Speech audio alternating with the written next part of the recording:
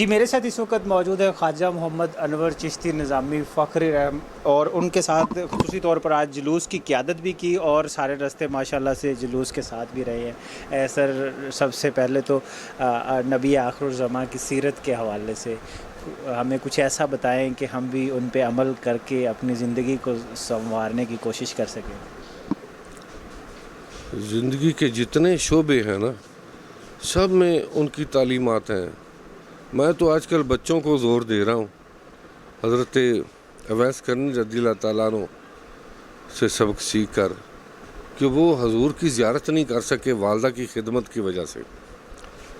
حضور کا زمانہ پایا، بے پناہ محبت، اور اس کے باوجود آپ سرکار کی خدمت میں حاضر نہیں ہو سکے، اور آپ نے ان کو اس بات پہ، یعنی والدہ کی خدمت پہ اتنی عزت عطا فرمائی کہ جو حضور کی غلامی کر رہے تھے ساری زندگی، حضرت عمر فاروق رضی اللہ تعالیٰ عنہ، حضرت علی رضی اللہ تعالیٰ عنہ، آپ کو انہوں نے اپنا خرقہ مبارک، یہ خرقہ جو دینا ہے نا نبی کا، یہ معمولی بات نہیں ہے، یہ خرقہ خلافت ہے۔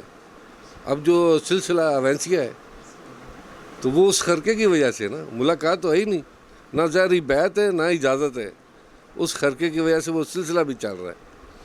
تو آپ نے وہ خرقہ دیا اور کہا کہ یہ خرقہ ان کی خدمت میں میری طرف سے پیش کرو، اور ان کو یہ عرض کرو کہ میری امت کی بخشش کے لیے دعا فرما۔ تو یہ ساری عزت کس لیے ملی؟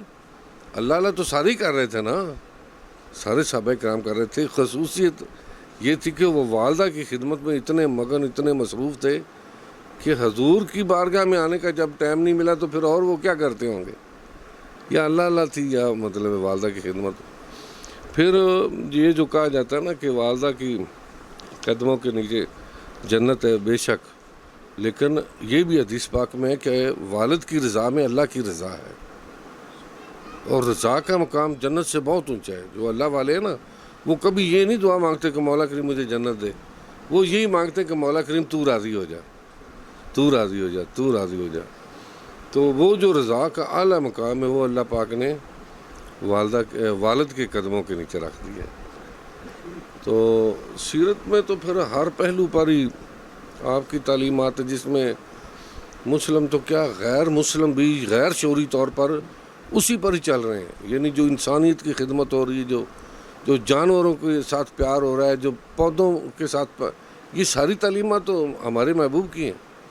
ہم عمل نہ کریں تو وہ الگ بات ہے، لیکن پوری دنیا پہ جو اچھائی چل رہی ہے وہ میرے سرکار کے صدقے چل رہی ہے۔ وہ بیٹا قرآن پاک میں نا اللہ رب العزت کا ایک ارشاد پاک ہے جس کو ہم نے پیش نظر رکھا ہوا ہے، وہ یہ ہے کہ اے محبوب فرما دیجئے، قل بفضل اللہ وبرحمتہ فبذالک فلیفرحوا، اے محبوب فرما دیجئے کہ تمہارے پاس اللہ کا فضل اور اس کی رحمت آئی ہے، بس اب تم خوشیاں مناؤ۔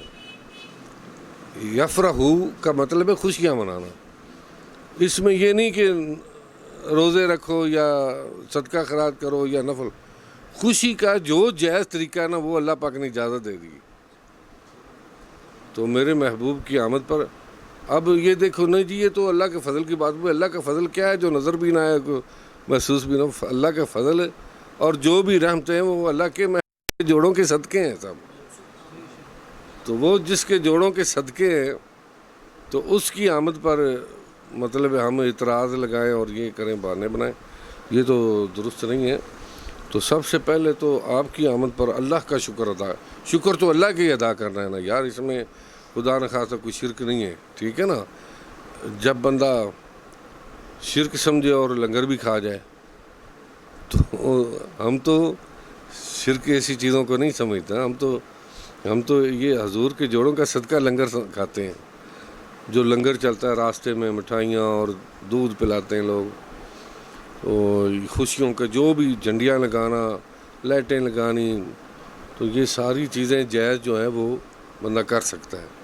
ریاستی سطح پہ سر اس دفعہ جو ہے نا وہ منایا گیا ہے، آپ اسے کس طرح سے جو ہے حکومت کے اس انیشیٹو کیسے دیکھتے ہیں؟ میں تو یار کوئی اچھائی کی طرف بھی دیکھنا چاہیے۔ دیکھو وہ فرانس کا نعرے آج بھی لگ رہے تھے، وہ بھئی اس کو بیڑا گھر خراب کر دے گا یار، تم اس کو یہ تو دیکھو کہ انہوں نے مطلب عمران خان نے کہا ہے کہ اس طرح سے میلاد النبی منایا جائے پاکستان میں کہ مطلب ریکارڈ قائم ہو جائے۔